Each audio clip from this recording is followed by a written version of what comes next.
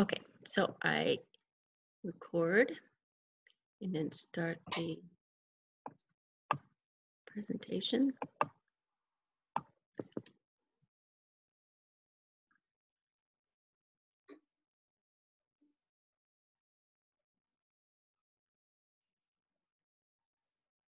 Thank you.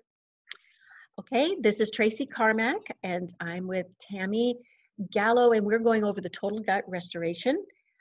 Microbiome Labs has found that this program, which is the conditioning with Megaspore, the reinforcement with the prebiotic, and the rebuild with the mega mucosa, has been very successful in the foundational protocol for all gut conditions. So this is what we're trying to achieve. Over here on this left side is the healthy gut. And the primary areas, this is mucin 1 layer. What we have to maintain is the diversity. And this is represented by all these different colors being different types of bacteria. You can see that the IgA is doing its job and finding the toxins, which in this case is lipopolysaccharide, and arresting it. And this is what we want to maintain. This second area is focusing on certain keystone strains in the microbiome that are correlating with the best of health. And the three types that we focus on is the Akkermansia, Mucophylla, the Faecalibacterium, and the Bifido, and we'll talk more about that. And then the third area is this mucin 2, which is a thick gelatinous coating that's right next to the epithelial cells, which protect it. This is why or how the tight junctions stay tight. And there aren't supposed to be any pathogens or any toxins in this area. And you can see the microvilli, everything is maintained because of this mucin 2. And the underlying immune cells in the lumen here are patrolling, looking for invaders. So everything is calm.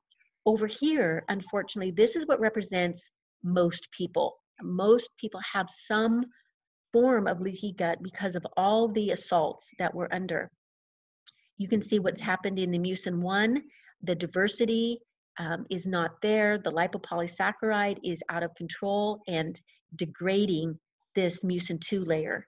And when that mucin 2 layer is degraded, then the floodgates, the zonulin opens up, the lipopolysaccharide, the undigested food, everything floods into the lumen, and the immune cells have to react. And so they recognize this toxin, which leads to the interleukins and the cytokinins, and then we have gut on fire. This is the fire of inflammation that's taking place, which is the underlying cause of all chronic illness. So what our focus has been is how do we stop this from happening? And this, it's leaky gut, but the medical term is metabolic endotoxemia. If we can stop metabolic endotoxemia, we can stop the origin of autoimmune disease, food sensitivities, cancer, all chronic underlying disease that is perpetuated by this inflammation. So this has been our focus in our very first clinical trial, which we'll talk about. Okay, but let's look at all the things that lipopolysaccharide can do so you can recognize what die-off is, how it's going to manifest. So here are all the conditions. Now, leptin resistance. So a person is going to, gain weight, eat more. Chronic constipation, you can see it shuts down the nervous system in the bowel, stops the gastric emptying. It affects mood and appetite, so it's going to affect the ghrelin. And this is what our clinical trial showed as well. It affects depression.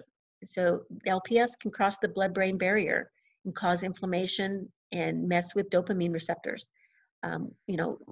Cognitive decline. We're looking at Parkinson's, Alzheimer's, all of the issues of dementia, loss of memory and recall.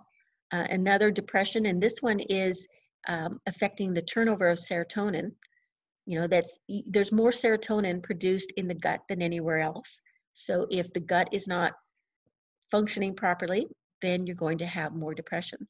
Anorexia nervosa, anxiety, chronic pain, Parkinson's, gonadal or low testosterone testosterone, and we mentioned before, autoimmune disease.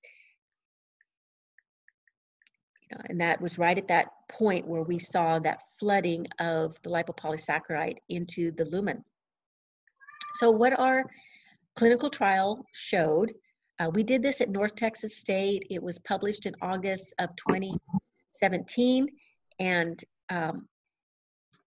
it was a 30-day study. This part was the 30-day. We then repeated it and did a 90-day. So in the first 30 days, what came into significance was the endotoxin, lipopolysaccharide, which was reduced by over 50%, which was amazing.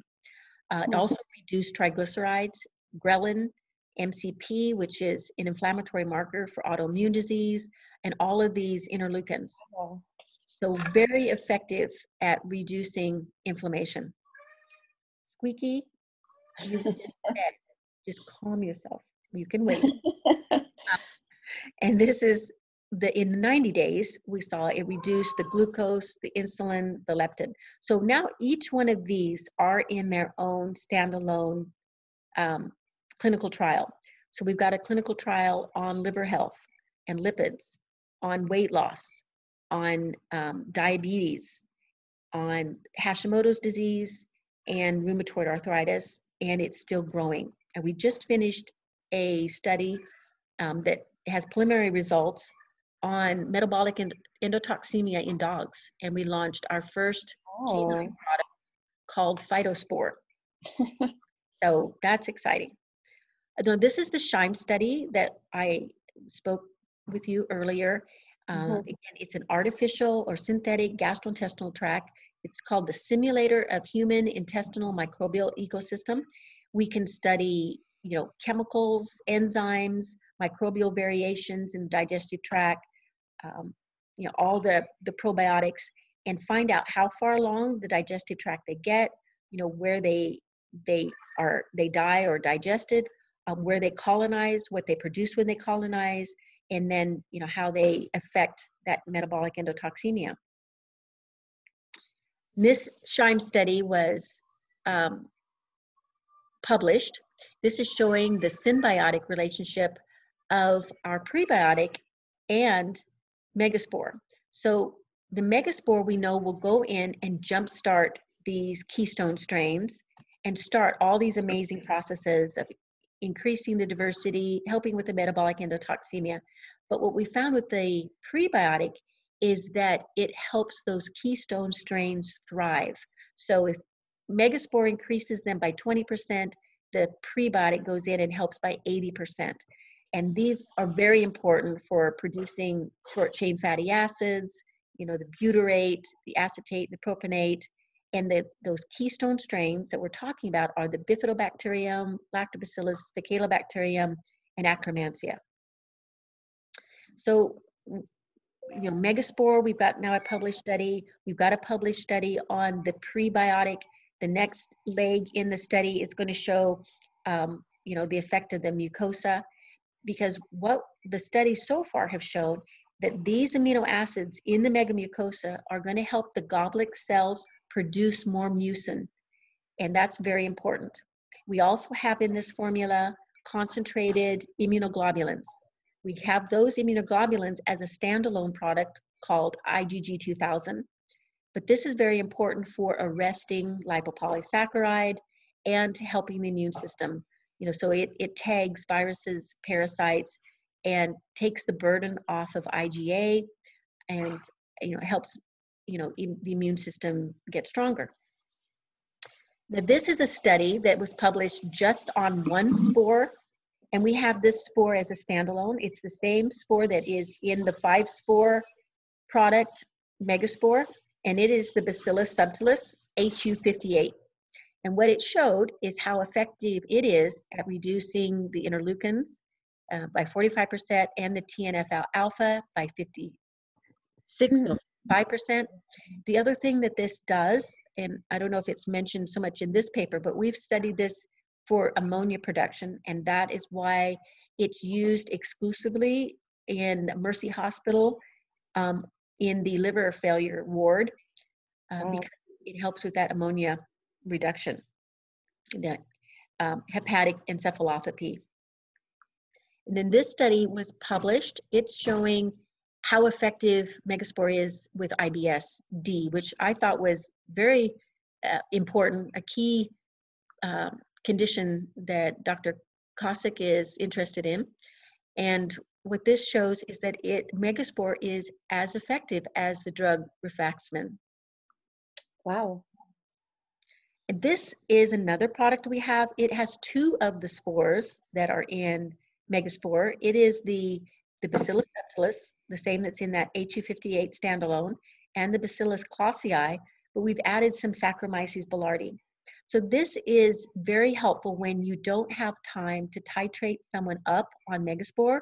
Say you just found out they went on antibiotics, you can give this to them directly, and it has the Saccharomyces in there to help prevent the Candida, which is very common with antibiotics.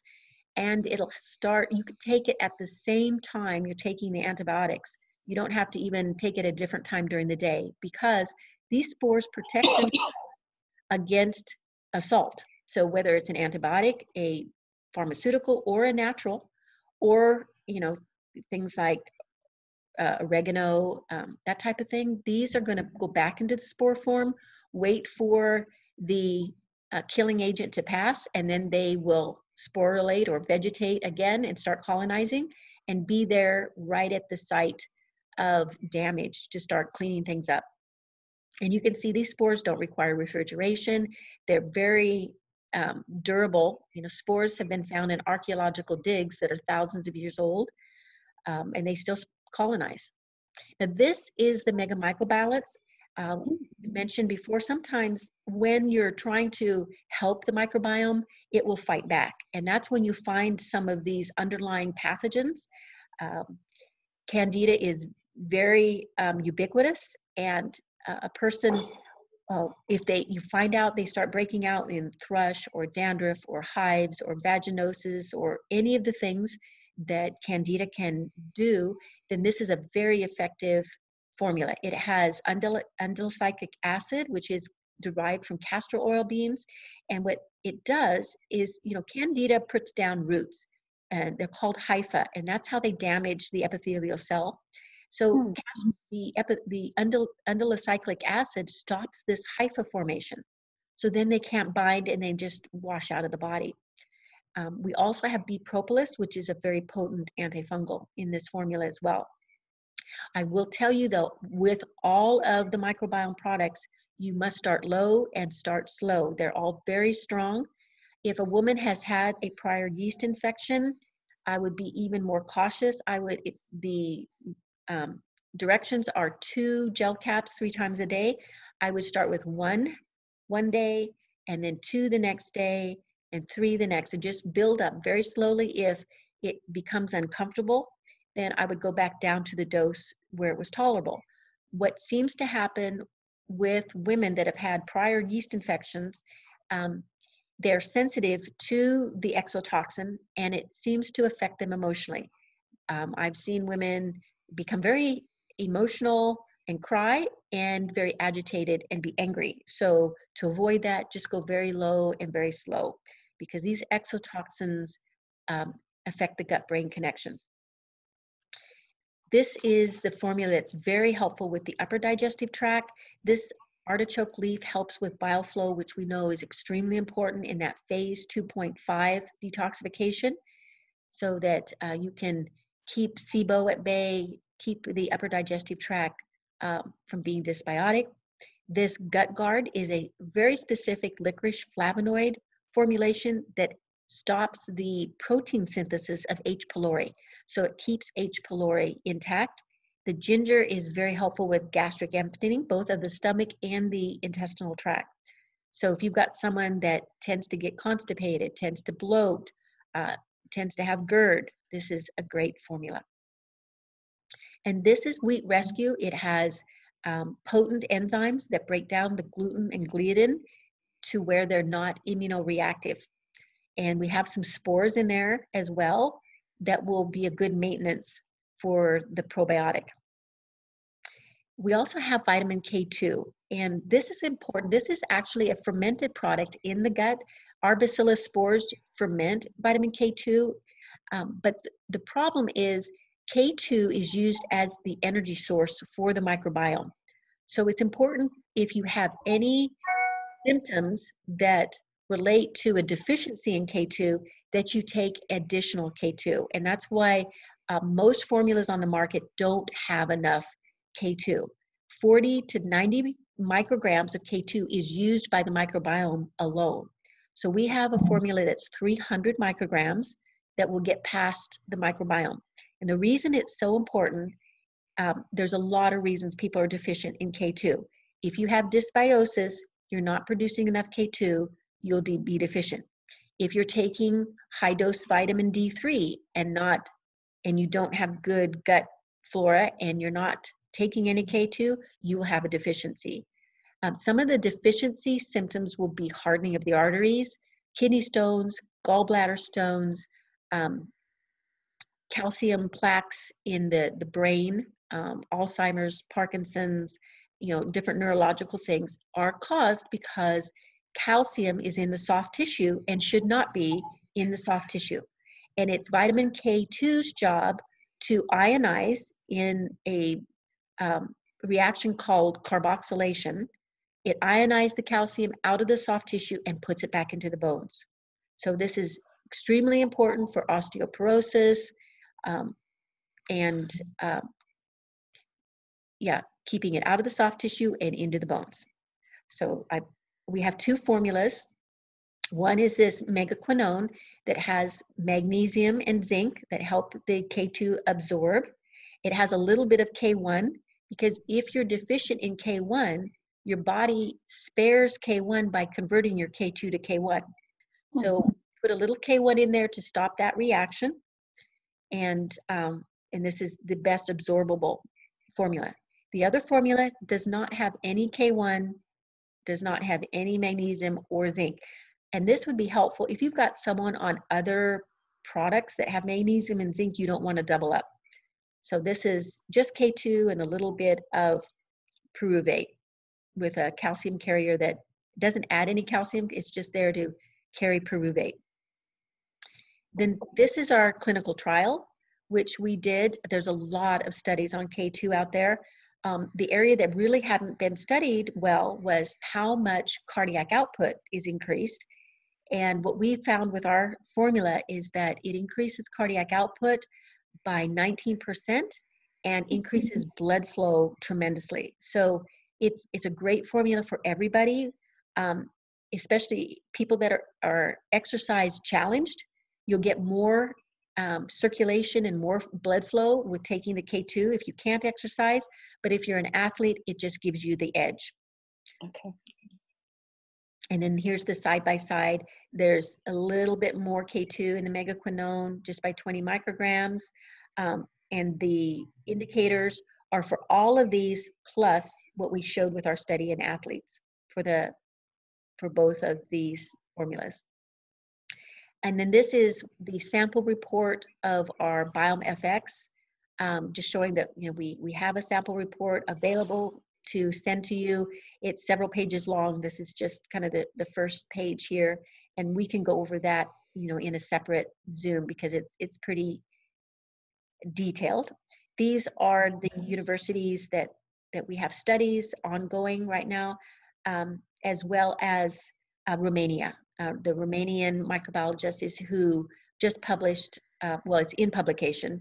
It's just about to be released on our canine metabolic endotoxemia.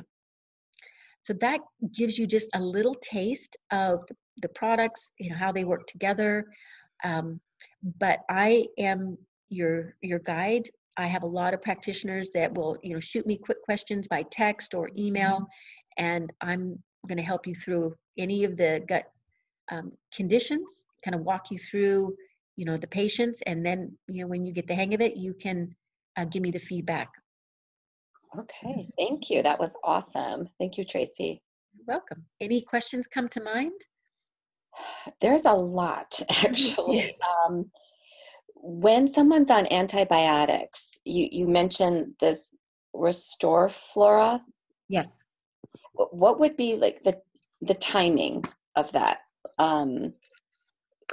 I know, like Dr. Horlak always said that that's a fallacy, that you shouldn't take the probiotics when you're on the antibiotics, Mhm, because that's when you really need. He used the analogy of a parking lot, mhm, that there's so many parking spaces, and mhm. when the antibiotic wipes, takes the cars away, let's say, you want to make sure good bugs are parking so that the Yes. bad bugs don't occupy those spaces. Yes, and now when you actually know you've got a spore that is colonizing and is getting to the gut, that's even more important. And what the benefit is before they would advise so that the antibiotic doesn't kill the probiotic, Right. people were taking one in the morning, one in the evening. You don't have to worry about that. The antibiotic is not going to kill the spores. So That's your awesome. patient, yeah, they preferably take them before you start taking the antibiotic, then take them during the antibiotic, and then take them post antibiotic. But you don't always get the choice and when someone comes to you and they're already on the antibiotic. Right, right. I'm just gonna say I rarely take antibiotics, but I don't know if you can tell, I'm sick. And I have been sick for like 2 weeks, and I'm going to see my 3 other grandchildren in Virginia in Oh, like 9 days. yes, So I just thought, you know what, I've got to do this for them, yes, and yes, because I'm not going over there sounding like this and coughing, yes. you know. But Now the so I'm like, can we like rush order this to me in the store? Or I need to get on the website and order it. yeah, they do have an expedited order. It's like a $36 add-on. Yeah, never So, mind. I'll just yeah, I'll just order it. yeah, Yeah. yeah. So um, the other reason we would use the one strain or the two strain is in extreme overgrowth situations. If you've got someone with raging C. diff, some extreme SIBO cases, MRSA, staph, then we give all three probiotics because we want Okay. to competitively exclude or Mhm. crowd out the pathogen. So we'll do, two of the probiotics in the morning, two in the lunchtime, two in the dinner. It doesn't really matter Okay. which ones you use at which time, but just two Restore Flora, two Megaspore, and two HU58, and use that to, until this Could you person repeat is in the clear. could you repeat that, please? So you said two. Yeah, two Restore Flora in the morning, for instance. I mean, it can be any one of the three. Two Megaspore at lunch, and you want to always give these probiotics during food, and Okay. then two of the HU58 at dinner. The reason is because that's when probiotics were naturally brought into the body was on food, Right, right. and they utilize the food as well um, to produce their metabolites. So that's Yeah. another myth that people were confused about. No one knew really when to take their probiotics. Yeah. Dr. Horlak stressed that as well. Mm, Definitely, it's like with food, with yes, food. yes. Like, and again, it makes sense. It's completely logical. Hmm. So, Super.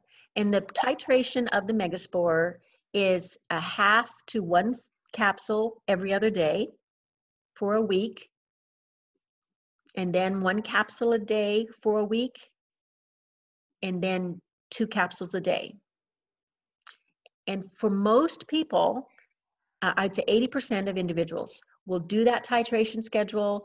They'll get up to the two capsules, then they'll add the prebiotic the second month, a half a okay. scoop for a week, and then a full scoop. And then the third month, they'll add the mega mucosa, a half a scoop for a week, and then the full scoop. And that'll take a total of 3 months. Then they'll go on a maintenance of two megaspore a week. Say they take it on the weekends, 2 to 3, and then they're great. And they have these amazing testimonials. Okay. But it's What, like the dosing, like you're describing, is that in the written protocols? yes, that link that says TGR booklet, that's Perfect. the protocol there. Um, Yay. Good, good. but it's those 20% hypersensitivity individuals that take up 80% of your time. Sure, sure. So Right, we're, right. so the reason we're titrating is we're looking for those individuals Okay. because there are some individuals that they will do even a half. You can break open the capsule and they'll do a capsule and they'll bloat like they're pregnant with Okay.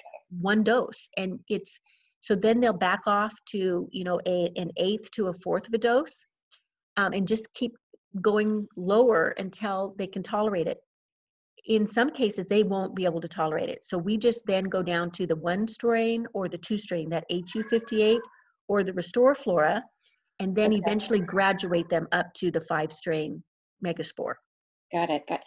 And just this came to mind. Do you have any pediatric products or recommendations for your Our product? pediatric, we have pediatric clinics using Megaspore and the HU58 and the Restore Flora in the same way. Remember, a child's microbiome is mature at 2.5 years. Right, right. But even infants are using, suckling mothers will put dust their teat and let the baby suckle, or they'll just put a little bit in their mouth or put some in their formula. So, Mhm. the spores are being used. FDA wise, we can't put it on the label that they're used Got below it. 8 years old, but just know that there's thousands of new moms that are using it. And we try to get to the moms even before they're pregnant to clean up Yeah, their microbiome if yeah, possible. They yeah, can take it while they're pregnant and after, and yeah. then give it to their child. So Well, that's totally one safe. of my, wherever I was working in traditional healthcare, have always kind of looked at the population and how can we maximize prevention of the illnesses. And when I was a labor and delivery nurse, we taught prenatal classes. Hmm. Um, and that's where the dietitian hat came in. I was like, wait a minute, can we offer preconception classes? Hmm. So I was, I think, the only person in Milwaukee at Hmm. our local hospital offering this. And at the time, it was, because this was, gosh, like 25 years ago, it was when all the information was coming out about folic acid and neural tube defects. Hmm. That was what was motivating me to do that. But my goodness, with this and then detoxification